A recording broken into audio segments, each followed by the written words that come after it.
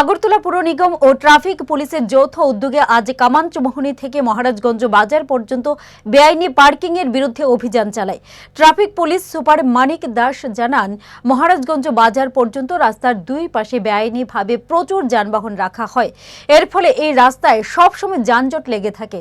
তিনি জানান, ট্রাফিক পুলিশের পক্ষ থেকে বেশ কয়েকবার যানবাহন চালকদের এই বিষয়ে সচেতন করা হয়েছে। এখন থেকে ট্রাফিক বিধি অমান্যকারীদের বিরুদ্ধে আইনি পদক্ষেপ নেওয়ার পথে নেমেছে ট্রাফিক পুলিশ।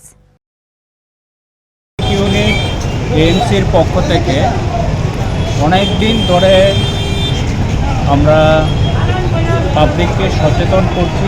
যারা স্থানীয় বিজনেসম্যান আছেন, পাবলিক আছে, সবাইকে আমরা বলছি যে ফুটপথ আমরা দেখতেই পাচ্ছি আজকে দুই দিকে ফুটপথ দখল করে বিভিন্ন সামগ্রী রেখে দিয়েছে।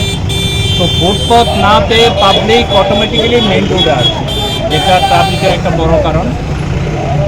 তো আপনাদের মাধ্যমে আমরা সবাইকে বলতে চাই যে পার্কিং এবং অন্যান্য যে জিনিসপত্র ফুটপথের মধ্যে রাখছে, সেগুলোর যে অভ্যাস, যে প্র্যাকটিস, সেটাকে বন্ধ করতে হবে।